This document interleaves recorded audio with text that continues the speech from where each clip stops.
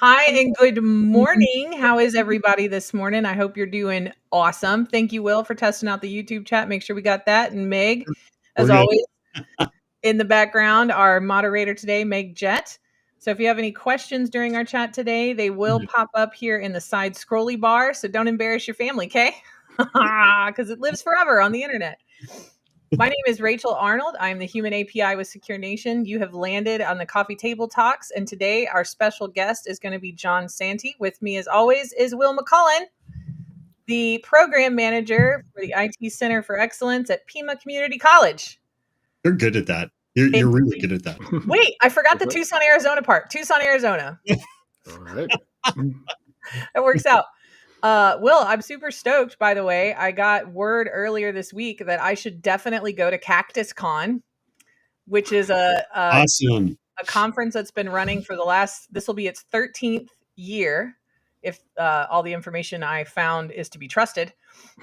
And it's in Phoenix, which is close to Tucson, which means I'm going to come visit. I'm stoked. It's great.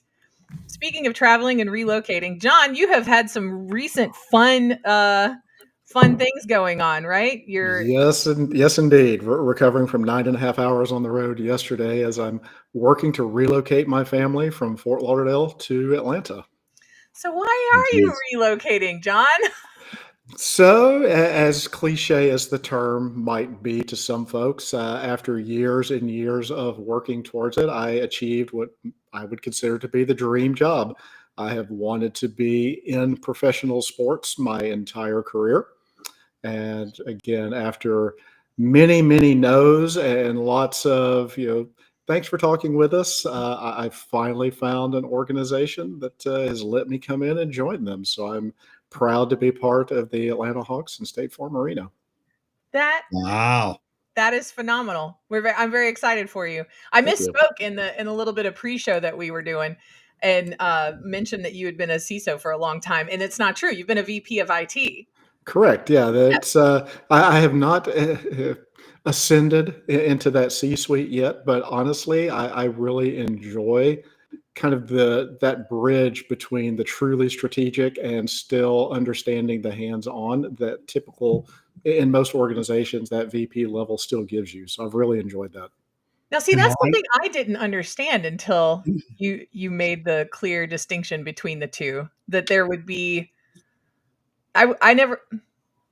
I guess it's always going to depend. The size of the organization is going to dictate that in many instances. But once you have an organization of a few hundred or larger, that C-suite tends to really dial into strategic with an understanding of the day-to-day, but really focused on the strategic. And being that one step under, I've got all of the hands-on teams that are still there. I'm talking with them every single day, but then I also get to take part in the strategic decisions and discussions.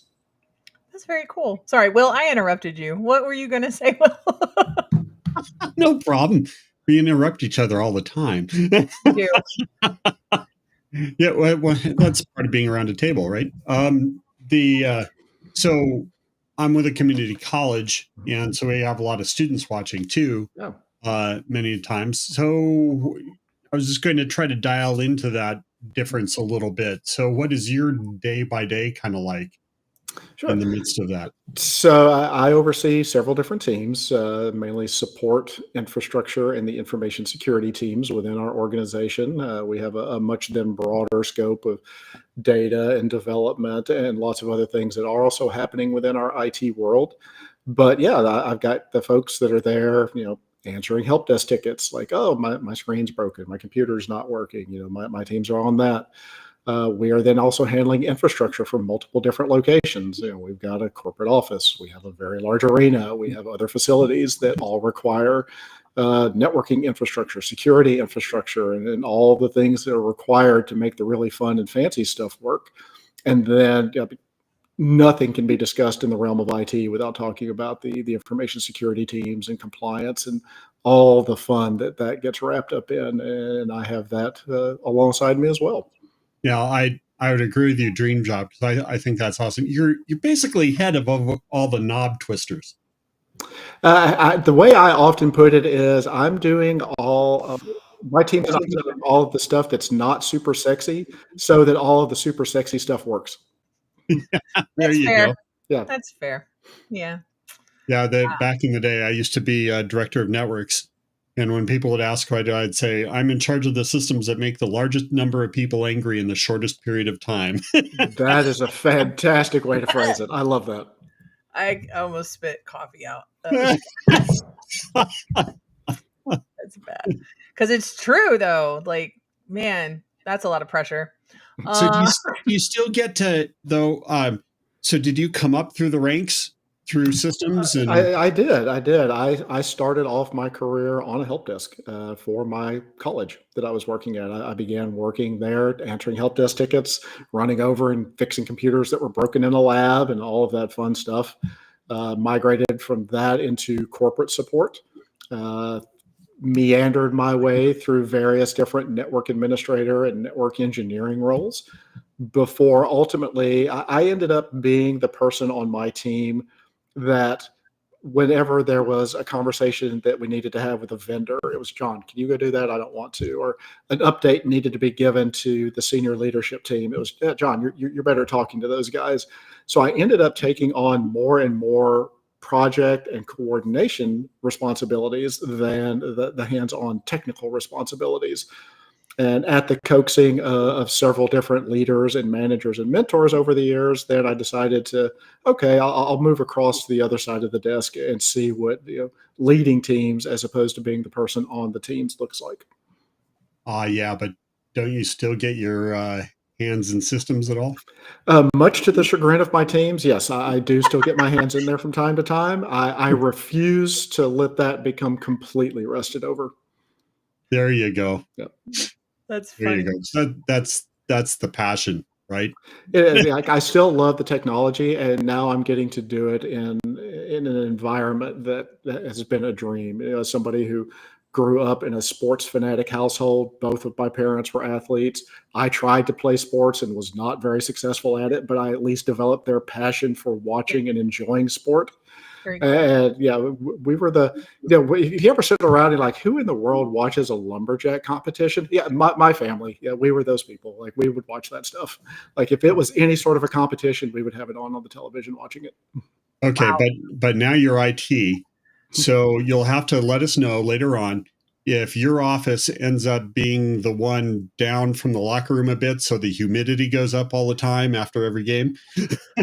Those are interesting things to think through. Yes. No, thankfully, I am in a spot where I have a truly wonderful view. I get to look over my shoulder and I see the arena and Mercedes-Benz. Wow. And, yeah, it's a rough life. You're gonna have to send. You're going to have to send me some pictures. I want to oogle and drool and go, wow, this is my office view. Here it is. Well, currently I have the home office. So I tried to blur it out a little bit here. So yeah. No, I just invite everybody right in. It's how it works. Is that me? No, that's me. Sorry. Oh, is everything okay? Yeah. That was Eric. We were trying to get a hold of him earlier. Oh, got you. Yeah. Okay. Well, you know how it is. Signal open, so it comes through on everything, right? It does. It does. Somebody called me the other day from one of the companies I worked at previously. It's just a friend that I've kept in touch with. And it was on Signal. And I hadn't had anybody call me on Signal since way before the holidays. And I was lost for a few minutes about where it was coming from. Wow. So I was like, oh, man, this is rough stuff. Oh, hey, John Martin. Hey, you guys, John Martin's a new friend. Go make friends with John Martin. Click on it. If you're on the LinkedIn viewing, go click on his profile page and connect. That's a good human. That's a good one. This is how I met Jon Santee, though, is somebody else was like, John is a good human. And I went, okay. And it turned out to be super duper accurate and very fun. And I'm flattered. I do. I put up a post earlier this week about how I always learn something new with you. And today so far, the something new that I've learned is in my brain, C-suite and VP are real close to being the same kind of spot. And I like how you kind of shared the difference between the two, because that's just something I didn't understand, right? I've been at a director level myself for a while. and reported up to VPs and worked alongside VPs, and then also have worked alongside and reported up to C-suite, the CISO or the CIO.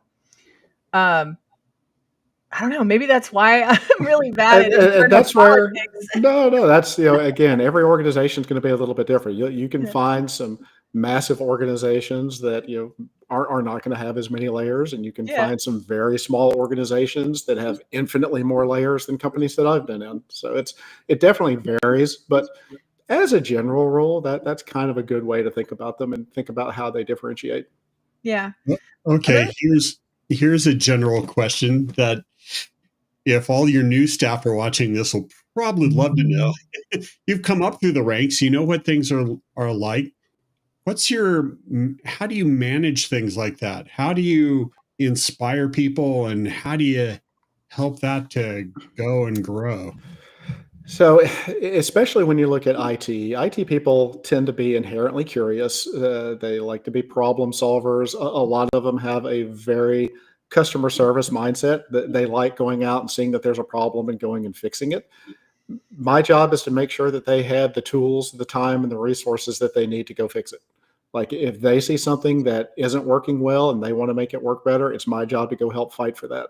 If they see something that we could be doing that could in any way enhance anything, like literally anything, it's my job to go out and fight for that and either be successful and help them move forward, or help them understand why maybe we can't, and make sure that they understand all the corporate politics that you just spoke about. You have to understand that there's always going to be strategic directions that get communicated out in certain times, and you can't always do all the things between budget and resources and initiatives that are going to be going on. And it's my responsibility to make sure that my team understands how all of those different pieces fit together to not get discouraged, so that they understand what we can do and what we can't do. Very cool. That is awesome. It's so important that leadership has the humanity and understands the needs and the desires of their team. It's like There's so many places around that don't. It's like you're a fairy godfather of resources. If only I had that magic wand that I could just make anything appear. Then you could be bippity boppity booping it on. Exactly. I need the magic wand to be able to do that, and then I need the crystal ball to tell me which one of the 1,000,001 new technologies is actually going to stick versus going to be a fad. If I could get those two things, then we'd be shut. I had to make a Disney reference because I know you're a fan. Why would you say that? Why? I don't know. So wait, are you BBP, the Bippity Boppity Boo protocol, right? There we go. Like it.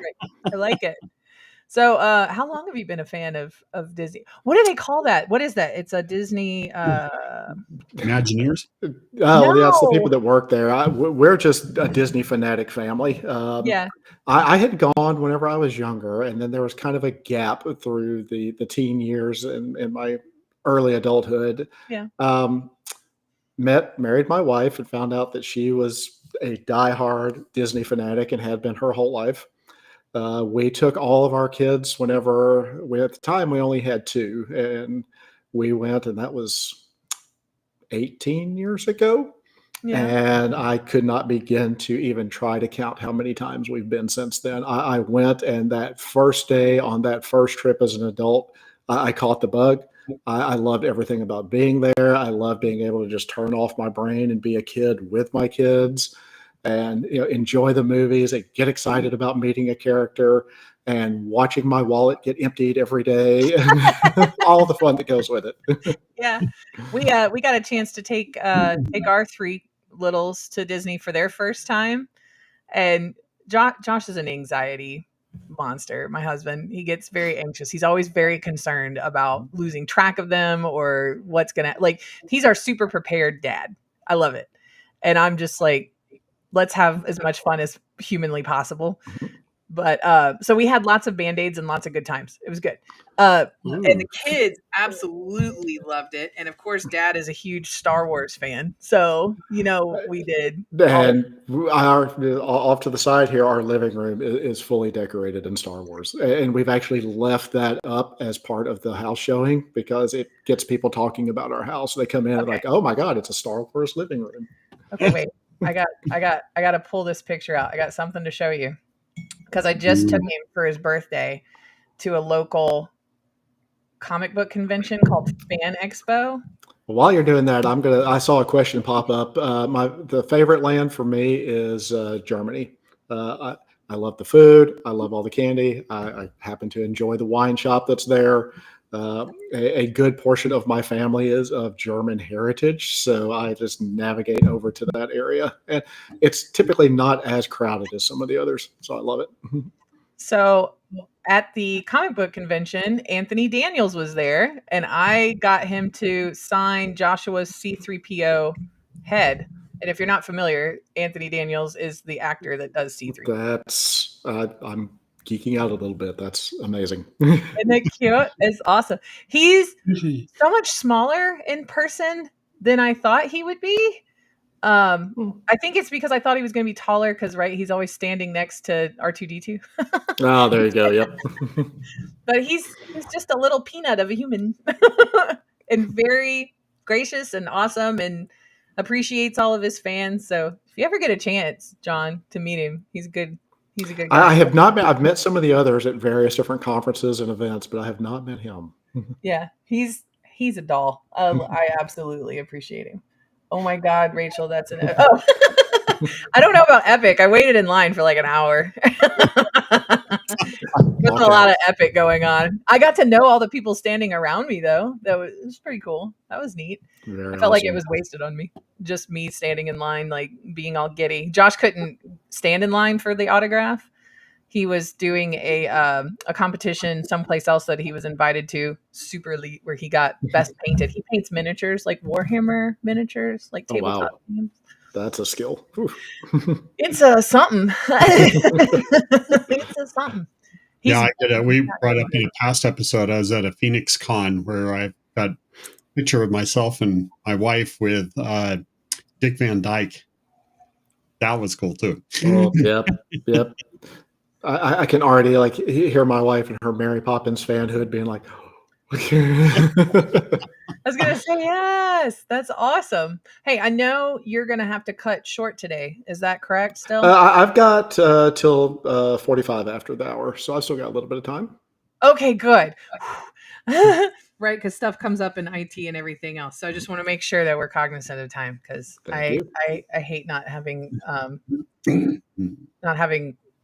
not ending. There we go. My brain today. The brain is not braining. The words are not wording. It's okay. It's Friday. Everything just wants to turn off. It is. And you know what? It's supposed to snow in Louisiana next week. That's a thing. I got introduced to Atlanta snow this past week, which, it's like once every 7-8 years they get anything that actually resembles snow. So it was interesting to watch the city shut down. Wow. Yeah, that's kind of how it is here in South Louisiana too. It's like a once in a decade kind of thing. It'll happen every once in a while. So you are going to have to make sure to keep me filled in once you do relocate and settle in on what kind of fun cybersecurity events are near you, because I gotta visit Atlanta. Atlanta. Everybody knows it's one of the busiest cities for all business and things going on. Like, it's just unbelievable the volume of companies and the volume of activities and the volume of events that are available to go and be part of. Yeah, I got some friends that I've been talking to throughout the years that live that way, that would probably love for me to stop in and at least say hi. I had a lot of folks that I didn't even know live there. They're like, "Oh my God, you're in Atlanta. We need to meet up." I'm like, "Oh, nice. We can absolutely do that." So it's been an interesting first few months getting in there and getting accustomed to all of that. Yeah. Side quest mission. Whenever I go to Atlanta, I need to figure out where there's a podcast that I listen to religiously because, special interest, ADHD squirrel. I love just general knowledge and plethora of useless knowledge on top of it. The podcast is called Stuff You Should Know. and they're based in Atlanta. Very cool. I might also have a sneaky side quest to go just show up at their door. They're gonna be like, "How did you find us?" I'm gonna be like, "I work in cybersecurity." That's how. So I'm gonna have to make a trip out there. So if you come across any conferences or anything, because I know you're really active in every community that you land in. Try to be. Yes. Yeah. It's really important to be part of the community, part of the city, and really get to know folks. Because even when you start talking about New York, Atlanta, Los Angeles, cities of that scope, the IT community is still going to be pretty small. And it's you want to get in there, you want to know people, you want to make sure that you're really helping everybody that you can, and just being a part of that entire community and that whole ecosystem. So if you do relocate, or as I don't mean you, I mean the royal you. I mean like as in the audience. If you are to relocate, what is some advice that Jon Santee can give you? Like, what is some advice, Jon, that you could give somebody else that's relocating or new to an area, or maybe not new and just never tried to find their community? What are some good ways that they can find their community and reach out and connect? So number one, let's lead in with, if you haven't done it, moving is hard. Like it just is. And the bigger your household gets, the harder it gets. So learn to breathe through it, because so many things are going to go wrong no matter how well you plan. Like it's just going to go sideways. Yeah. If we're talking about relocating for a work opportunity, let's look at it from that point of view. Yeah. You're going to be coming into an environment with people who have likely been there for a long time. You're going to have some folks who are natives to the city. You're going to have some folks who are transplants to the city. Talk to your coworkers. That's going to be your first family that you have in that new location. Find out what they're doing. Find out where they're going. You're going to get lots of invitations to come with us to this event. Come to my church. Come to this, to that. It's going to be out there.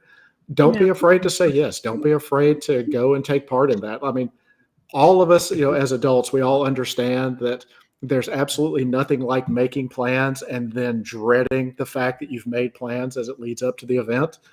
Try to get over that. Try to make those plans and go out and really immerse yourself with your team, with the environment, with the community.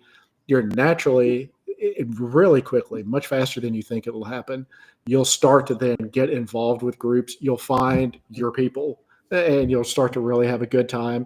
I mean, and you'll start to think of it as home. Like I think of Atlanta as home. Like whenever I'm headed back that way, I call it home, even though I've lived in South Florida for 7 years. Nice. I think those are good points. Definitely good. I see you also have listed that you are a retro gamer. What's a retro gamer, Jon? I'm worried I might be considered one. Putting the quarters in the upright consoles at the arcades growing up, the pinball machines, the original Nintendo games that came on floppy disks and CD-ROMs on your computers. Love all of that. I have loved nothing more than the fact that all of these retro arcade like restaurants and bars and clubs have popped up where you can go in, pay $20 at the door, and you have access to just rooms and rooms full of Pac-Man and Centipede and Galaga and all these different pinball machines. I spend all day whenever I go and do that. I love those. I still try to play newer video games, but unfortunately, being a dad and having a real job means I can't always do that. Love that. That's awesome. Yeah, what's up? But I love those old games. Those were such a part of my childhood playing. I still remember the very first time I walked into, and boy, I'm going to be aging myself. I walked into a Pizza Hut and they had the sit-down table Pac-Man where you person on each side and the screen was actually down in front of you.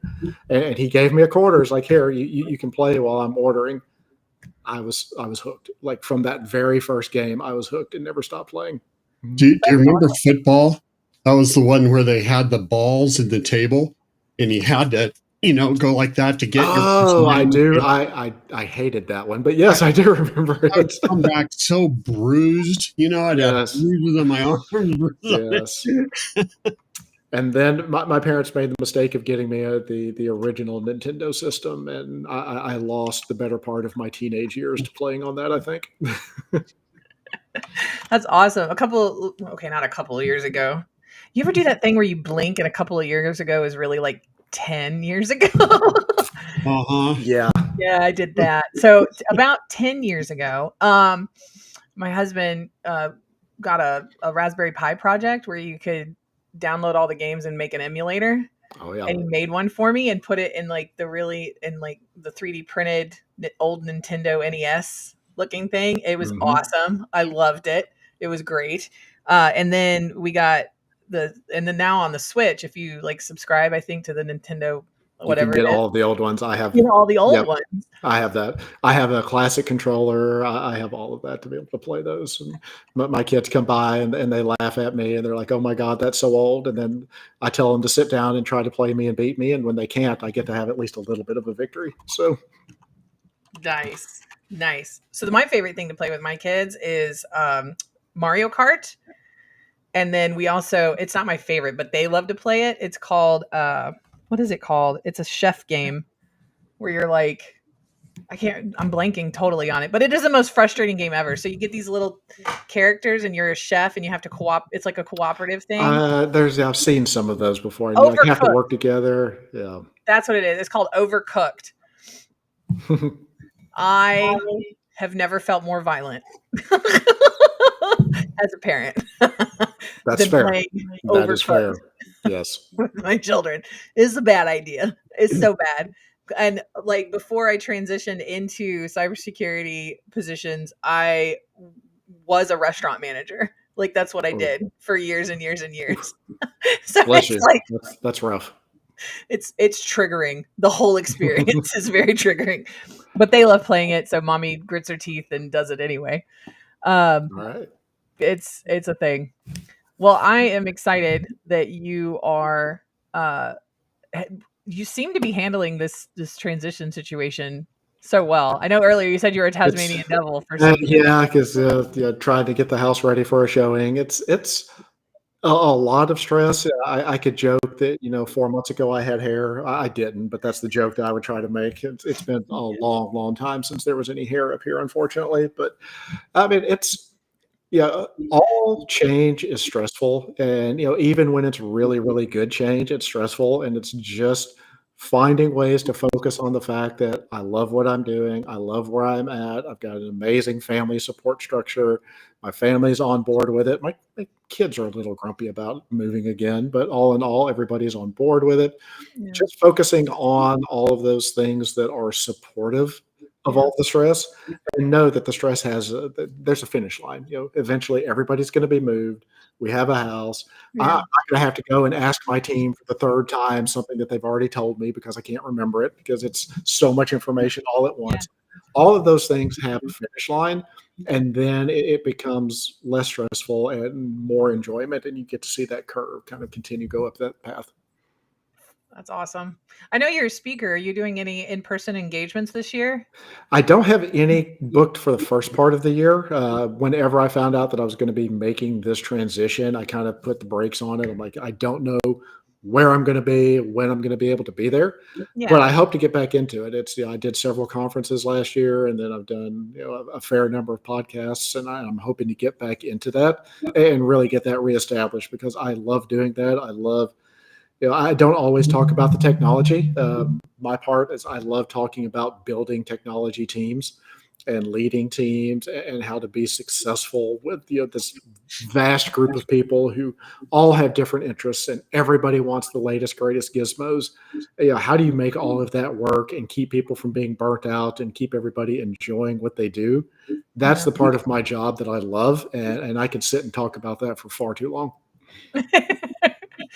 Well, unfortunately, we're not going to have far too long. And I'm going to let you at least take a break in all your Tasmanian devil situations you've got going on. And I commend you on remaining cool as a cucumber, hairless or not. I am putting on a great act. You're doing wonderful. I believe it. I don't have the wife and kids behind me going. You're doing great. It's wonderful. It's nice. And you seem even with the stress, having the positive attitude that you're exuding is inspirational. When you've worked towards something for so long, I mean, this was a 10-year journey. Whenever I really kind of planted the flag and said, I'm going to make a run at getting into a professional sports organization, when you finally get to that finish line, like, you've got to let yourself enjoy it. You can't just wallow in the stress of everything else that's going on. A decade is a long time to invest in something when you think about how short our lives are overall. Yeah. So now that I'm there, I'm going to enjoy every minute of it, and I'm going to figure out a way to enjoy the stress along the way. That's great. That's great. Jon, it's been awesome hanging out with you. Yeah, We're going to let you appreciate it. go. We've got another guest in the wings, Mr. Fantastic. Brett Scott, that's going to come and sit down with us for a little minute. So hopefully he's ready and not blowing his nose or doing anything. Why are you? He's not doing the Tasmanian devil thing. So. Wow. Oh yeah, and Meg's asked you a question in our. I will follow up with the only stable address that I have right now. So that works. Thanks so much, Doc. This has been fun. I've enjoyed chatting with you guys. Yeah, same. Thanks. You. All right. Thank you. I like him so much. I just do. All right, are you ready? Brace yourself, Will. You always have to brace yourself, Brett. Brett. All right, folks. Hold on to your hats. Here we go. Hey, Brett. How are you? I'm good. How are you? I am awesome. I'm not that reporter from CNN that's doing inappropriate things on video conference calls. That's not me. Oh my gosh. Brett Scott, thank you so much for stopping in. I know that Jon Santee had a little bit of a time crunch today, being busy in transition between his current role and location in Florida, jumping to his position as VP of IT at the Atlanta Hawks, which is cool. And I feel like, just like me, meeting C3PO was wasted on me this weekend. I was like, Josh should really be here. I feel like people interested in sports ball things, whenever they're at a sports ball thing, it's wasted on me because I say things like sports ball. Yeah, well, honestly, I'll tell you a funny story about me. So my wife, her mom said, you need to get into sports so you have something to talk with your husband about, right? So that was a total misfire. So mom-in-law screwed that one up. The only reason why I know anything about sports whatsoever is because she actually is following sports, and I'll hear ambiently, or she'll talk about it. And what's funny is people in the office of lady like, oh yeah, what about this? Oh yeah, this. It's a good thing nobody asked me any questions, because that's it. That one little bit nugget of information I just gave you, that was my totality that I had for that week. So yeah. So that's when Brett pulls out the little cards that his wife makes for him. Aw, that's so sweet. That's so sweet that she does that. She doesn't do that well. I'm going to talk to her about that. That seems like she's not really helping me out here.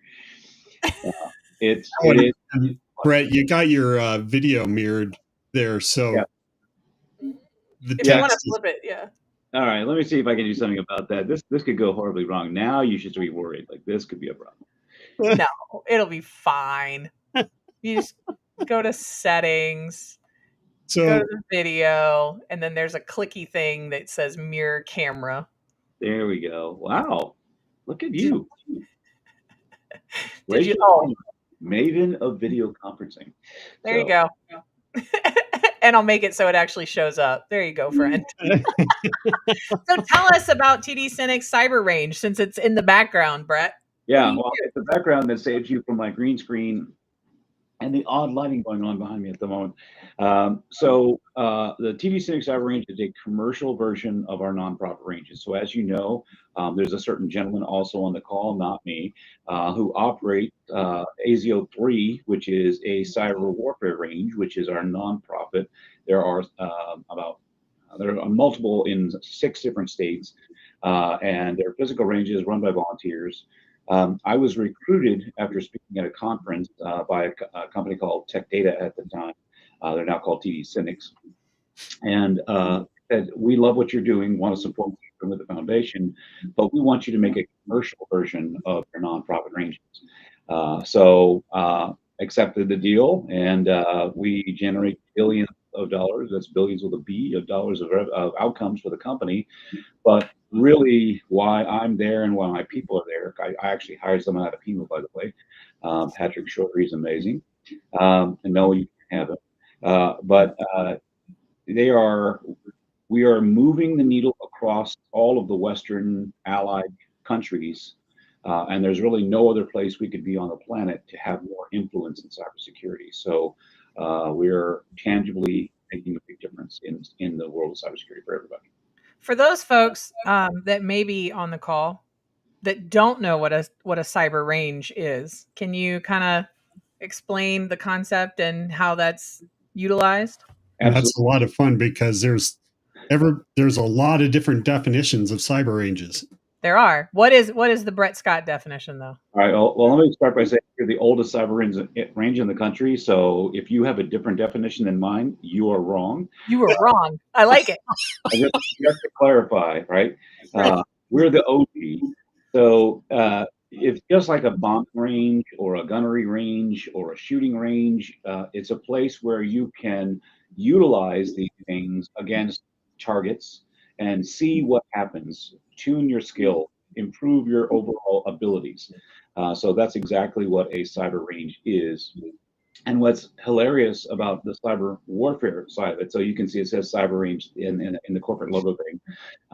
I fought tooth and nail to have the TD SYNNEX cyber warfare range, right? And boy, did that management team, they all the way to the C levels are like, Brett, we're not having it. It's not going to happen, right? Sorry. No. Flash forward 4 years, and now everybody's like, gosh, we're really at war. Why aren't you calling it a cyber warfare range? I'm like, no. You cannot sit on both sides of the argument, gentlemen. Welcome to the cyber range, biatch. So yeah, it's everywhere else is a cyber warfare range because that's what it is. Believe it or not, I accepted the meeting through the State Department with the Chinese government. It was awesome. And of course, they asked the same question: why do you call it a cyber warfare range? I said, well, let's be mature. We're all adults in this room, gentlemen. That's what you're doing to us, and that's what we're doing to you, right? So this is just an acknowledgement of the reality that we live in, which was very funny. They were like, wow, you can just talk about stuff like that. It's great. So anyway, America. Yeah. Glad that went well. Oh man. Well, I mean, we were never going to be friends or drinking buddies, right? So. That's the awesome thing of working with Brett is it's blunt and to the point. It really is. There's a lot of times Brett will say stuff whenever we're hanging out in person, and I'm just like, yeah, that happened. Yeah, well, I'm sorry, Will. So I just gave a presentation yesterday to an audience, corporate audience, and somebody asked me about space and cybersecurity in space and things like that. And I said, look, and they said, would the federal government have something to do with it? I said, honestly, let's be blunt here. The federal government is fully retarded, right?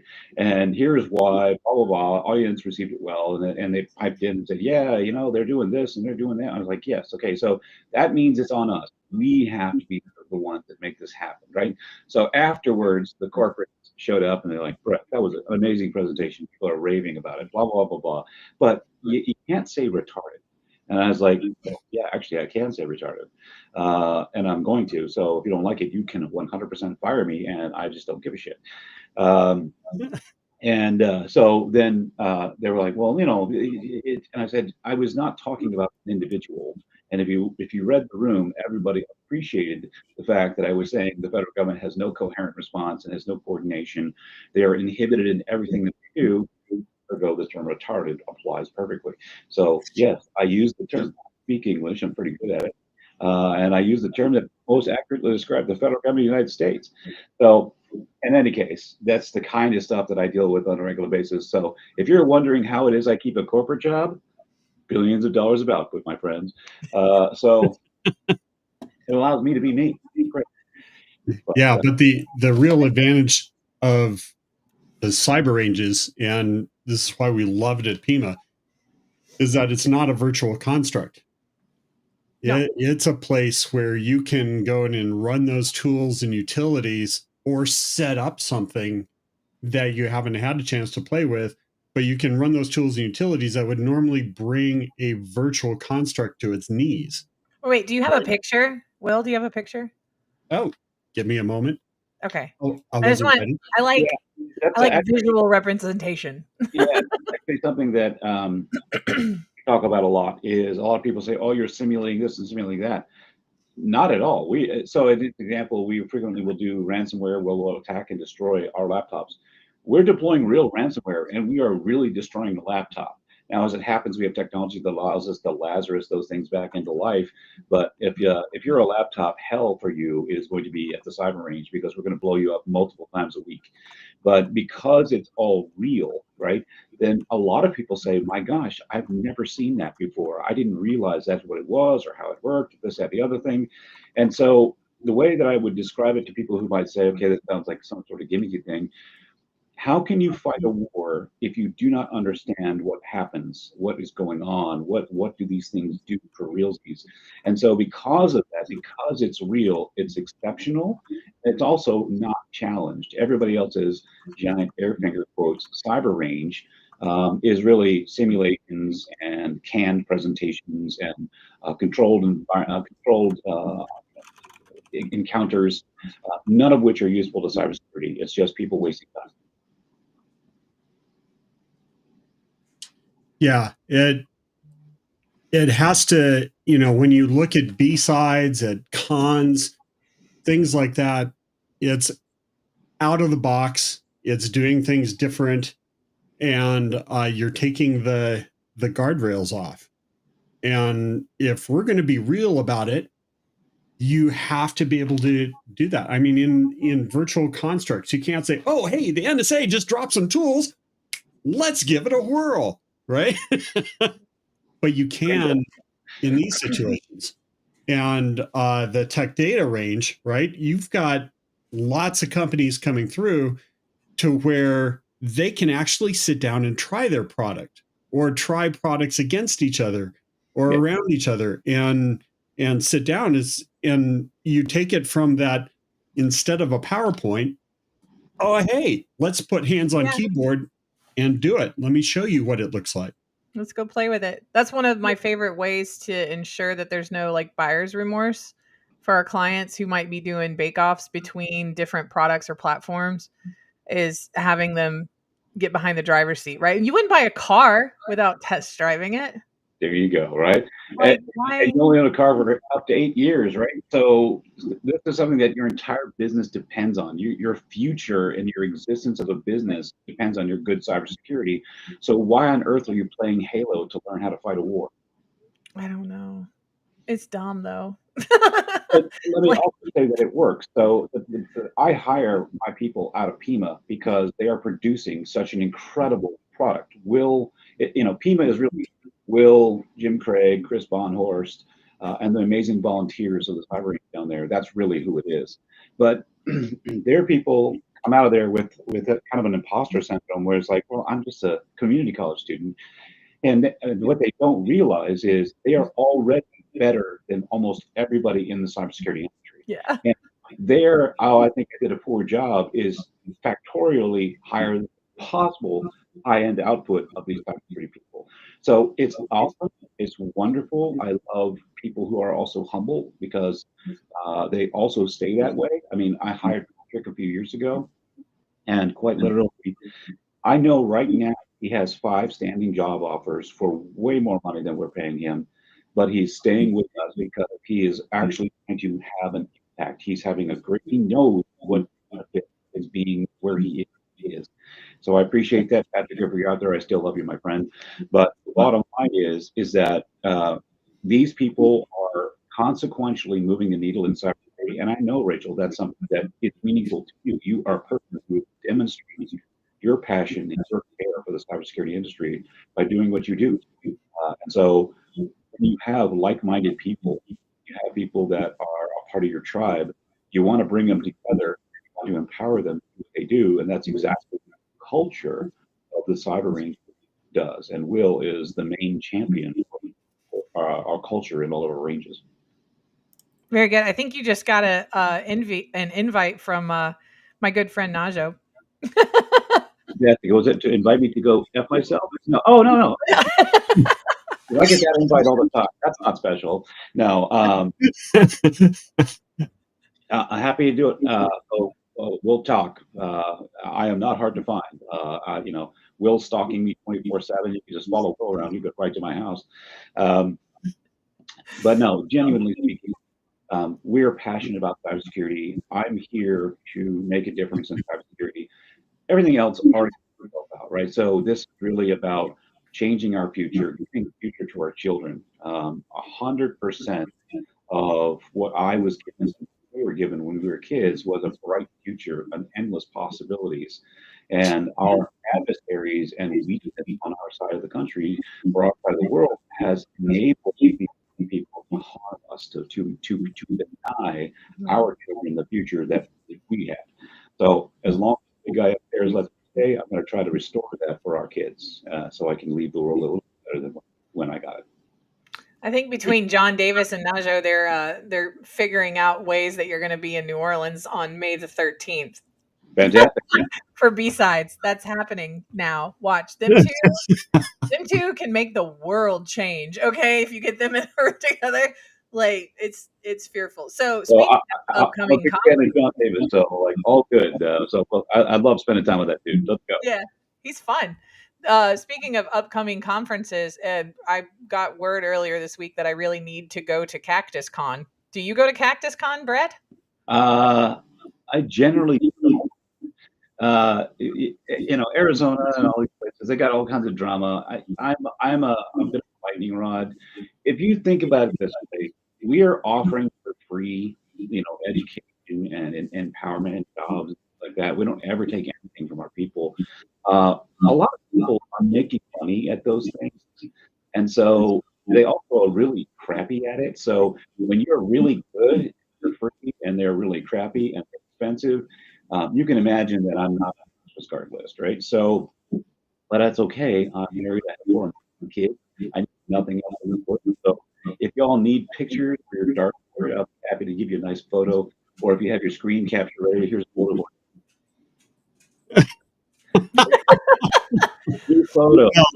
It's getting better. The last Cactus Con I was at, the community is getting better, and it's not a lot of the drama is receding, I think, which is usually by the time I'm told that I need to go to a conference, there's whatever. If there's, I have no idea of any previous drama associated with this conference. All I know is that enough good people have been like, we're going, you need to go, that I'm like, all right, I'm going to look at it. Our students hit it heavily. Yeah.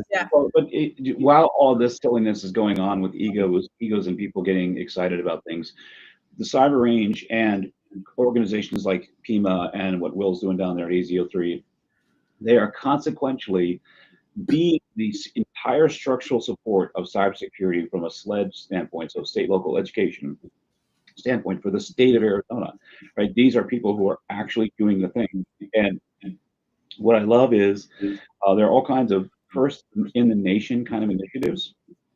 Those things were enabled by the product, the quality of what the people coming out of PIMA Community College is. And they go, my goodness, let us base our future around what these guys are doing. So again, hate us if you want, but we're the ones making everything happen. So carry on, enjoy yourself.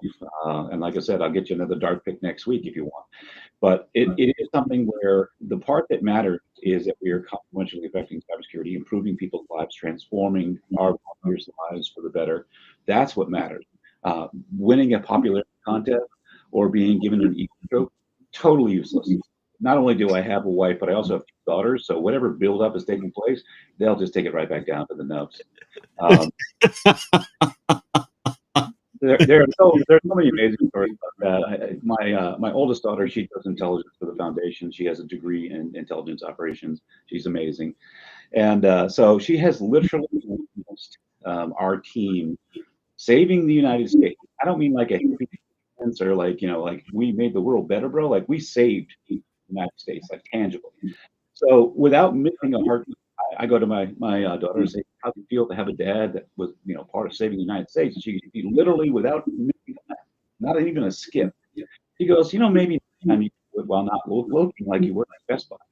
And I was like, I don't know what I got to do. Like, how much else do I have to do to actually be, honored and revered by you? Or what's it going to take? I can only save so much, but I love that about the girls and all of our family. We are very plain spoken. You can imagine that I have nothing to do with that influence, but it is something where people can communicate with each other. Everyone really does appreciate that. A lot of people hold up pretense because they think they have to hold up that pretense, and that's true in cybersecurity. There are a lot of people in cybersecurity who are terrified that people will find out how little they know about cybersecurity, and so they hold up these pretenses and create exclusive, clubs and things like that, all of which work against our security. So while they're doing their Potemkin cyber, we are responsible, and they're not going to change because they feel so if they change it, we're in trouble. Yeah. That's really a key part of the whole culture, right? Because that's why we put it on the wall, leave your ego at the door, because the really cool thing about the students in the range, if you walk into the range with a chip on your shoulder, I don't care who you are, Brett gets it all the time. If you come in and you're like, I'm the best, I know whatever, you'll be taken down like that, right? Because when you get a whole bunch of folks with that passionate viewpoint and put them together, there's a lot of expertise in the room that will be the latest on whatever, simply because they are following that curiosity, they are following that passion.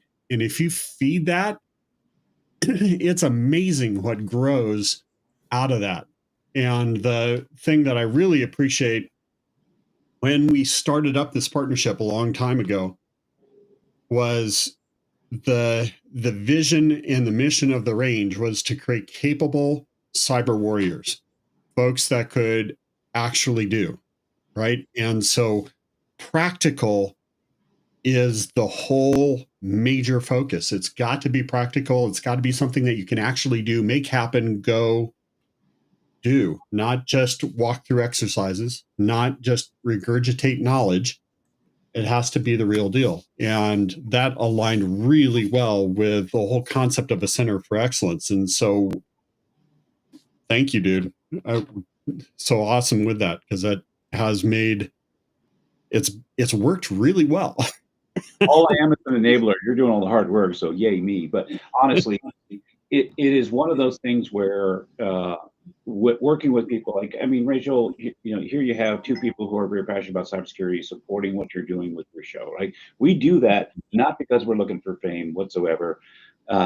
Will originally thought that this might help him regrow hair. That obviously did not work out. No. But here he is, still here, right? And that's because we recognize in you're part of our tribe. You're trying to make a big difference out there, right? And we only want to support those people who are in our tribe, no matter what. I literally, I had two events for Cisco yesterday. The second event was one of our people who literally said, "You've never met me, but oh my God, all my speakers, everyone dropped out on me. Everyone's ghosting me. I have no idea what to do." What's the audience? What are we trying to accomplish here? And it was an amazing event, huge, etc. But that comes from people recognize when there are people like us in the room. They say, these are the people that when I need something or I am in a dire situation, I go to these folks. I go to the Ego Club. I go to the people who can help me solve this problem. And that's exactly what we are producing PIMA and the volunteers there at scale. And I can't tell you, the beautiful thing about love is you have an infinite supply. But they are stretching my ability to produce love. I love the volunteers of PIMA Community College and what they're doing down there. It is absolutely incredible. It's inspiring. It is absolutely country. Again, I have access to all the country people, corporate and non-corporate, education, non-education. Nothing comes with what they're doing down there. And that's mostly. Well, thanks. I know, I'm all blushing. Good thing I wore red today.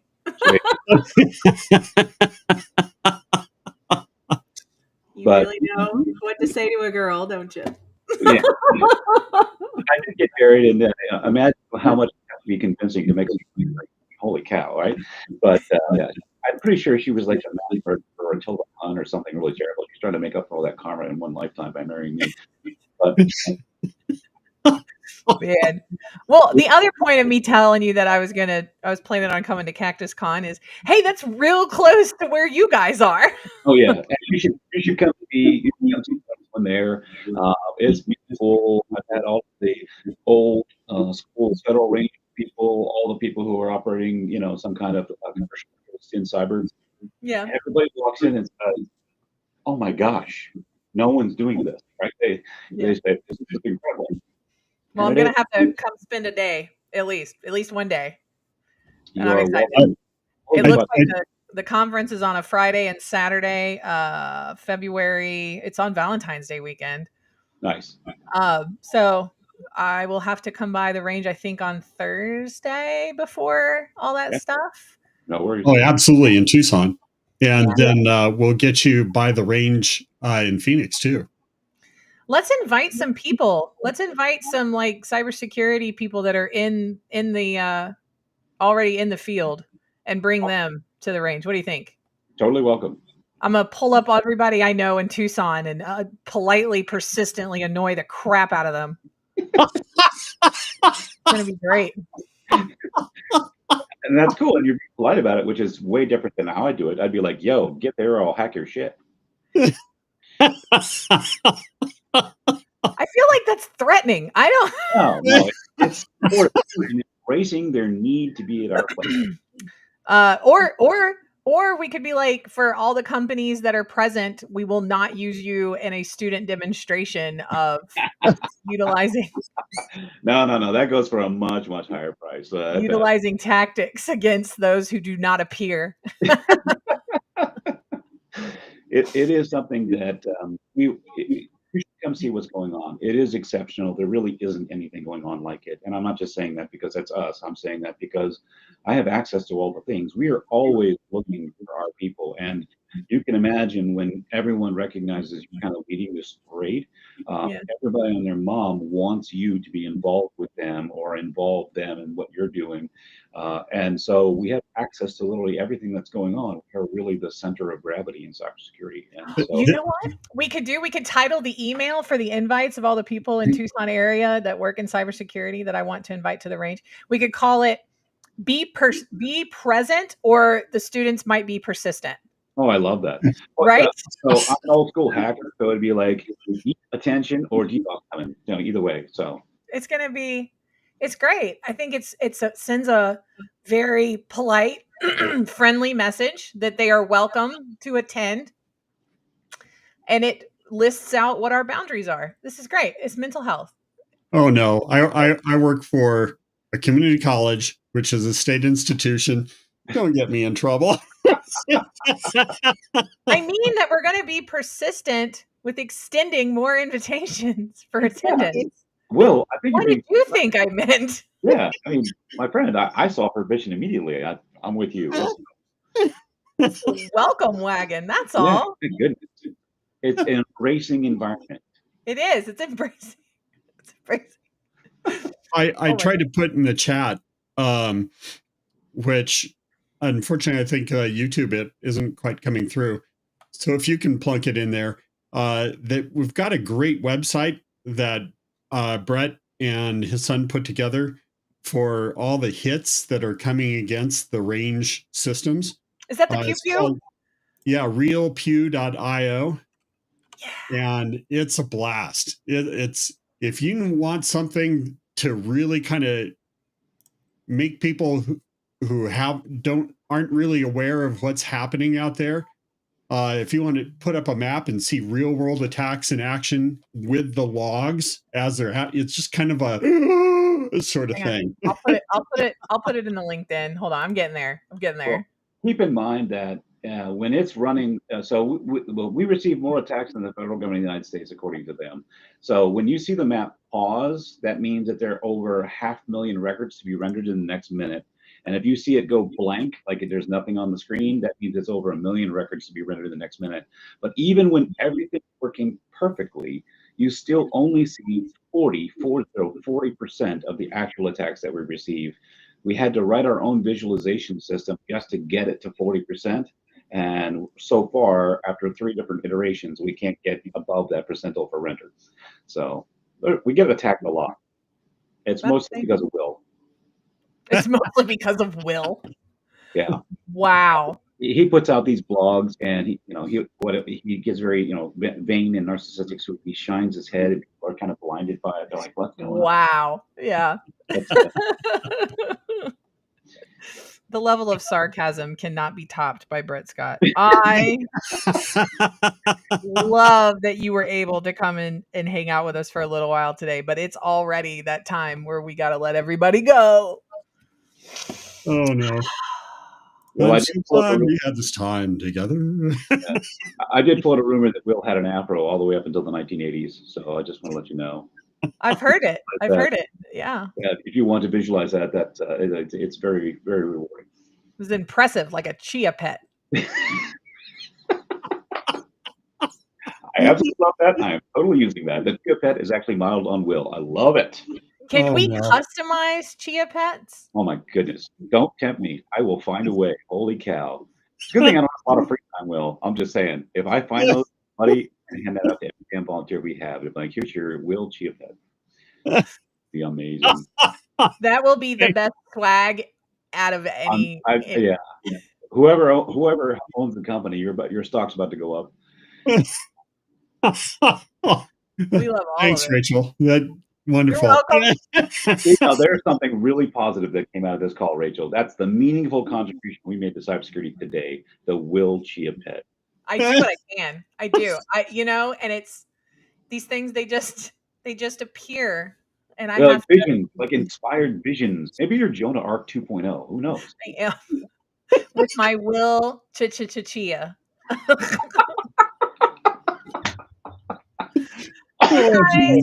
Okay, we have AI, we have video generation. Go to work, people. Let's have some amazing videos come out of this. It's gonna be great. Y'all have the best weekend ever.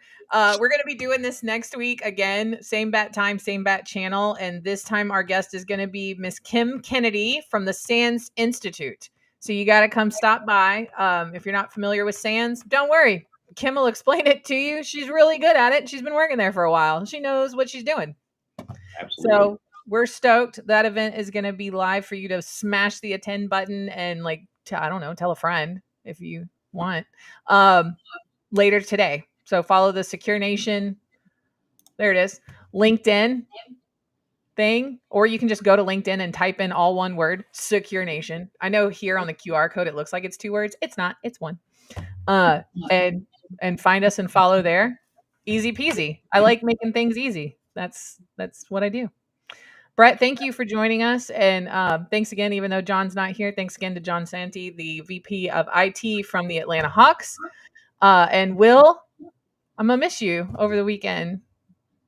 Well, I got to tell you, that's why they make scopes, Rachel. So you can use scopes to solve that problem. Excellent. My aim will improve. Perfect. It'll get better with time. Thanks for grabbing a cup and circling up. We'll see y'all next time. This is where we wave and tell everybody to have a great weekend. Bye.